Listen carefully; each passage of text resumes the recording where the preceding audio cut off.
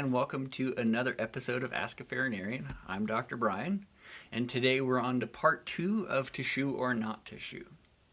In this episode, we'll go over how to pick the right farrier for you and your horse, as well as some common misconceptions about feet that I hear often.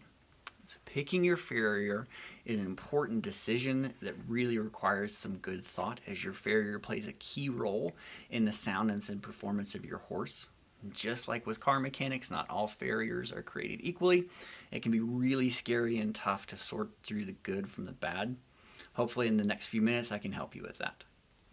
So one reason that it is so hard to pick a farrier is that there's no barrier to entry in the US to professionally work on horses' feet.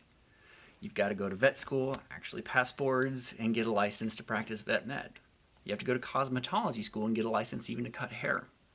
Anyone, and I mean anyone, can go out tomorrow and call themselves a farrier or a barefoot trimmer or a podiatrist if they're feeling extra fancy.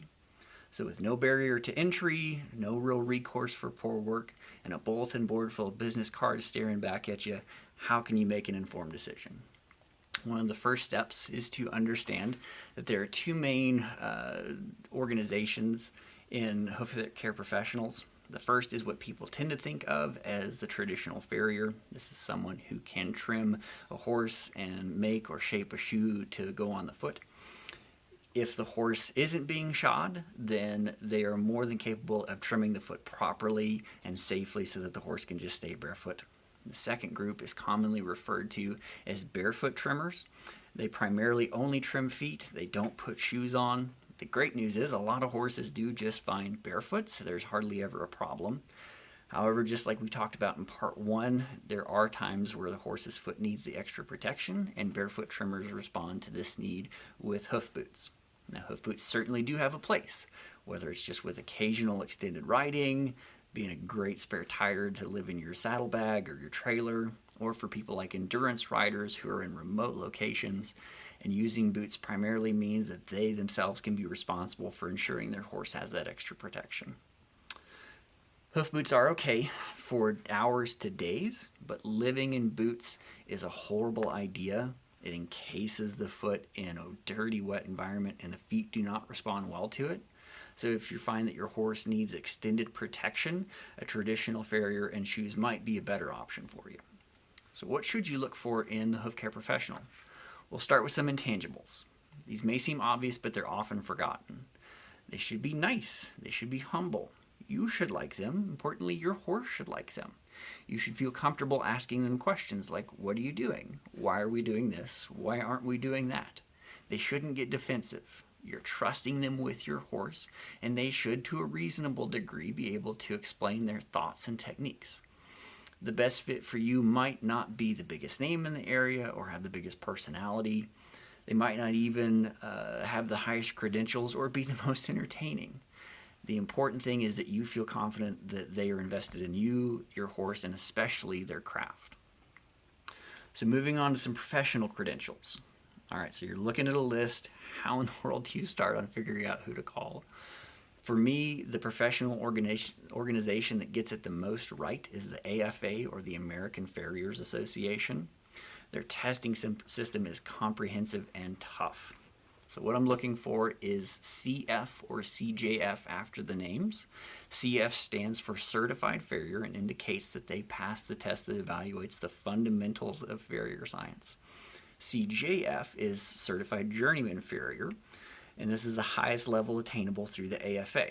It demands a much higher level of skill and knowledge than the Certified Farrier test. And so those little letters after the name are a good indication that the person is seeking to advance their skills and knowledge, and that's a great place to start your search.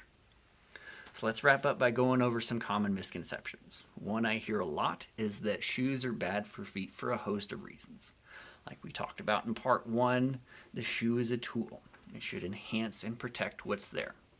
If the shoe is applied in such a way that it is causing harm, it should be fixed, or you should get a new farrier. Since we know that the foot is always growing and it's a dynamic structure, whatever is applied, boot or shoe, stops fitting at a certain point and starts causing harm. So we manage that challenge by keeping them on a routine and appropriate schedule. Another common misconception is that all those nail holes are bad for feet.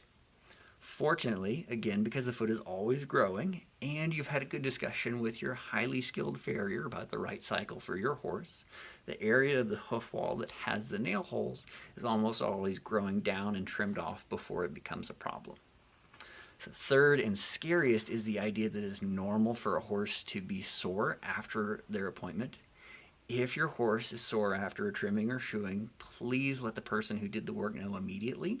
If they're good, they can come out and quickly recognize what's going on and have a good idea of how to address it. Often it's just a technique adjustment. They didn't actually do anything wrong. There's just something that your horse is uniquely sensitive to, and since they know your horse better, it'll just be a one-time thing. Another common question is, well, don't the tendons and ligaments and stuff need time to adjust to the new angles? Well, since you've kept your horse on a routine cycle, there's nothing that should be so out of balance or in need of an adjustment to such a degree that there's a problem. If this is the case, you need to keep your horse on a shorter cycle. Lastly, if your horse is routinely sore after their appointments, it's probably time to consult a fresh set of eyes, whether that's a farrier with a higher set of skills, a vet who really understands feet, or even better, a Farrinarian. That brings us to the end of part 2. I hope you learned something. If you did, please share it and help others. And as always, thanks for watching.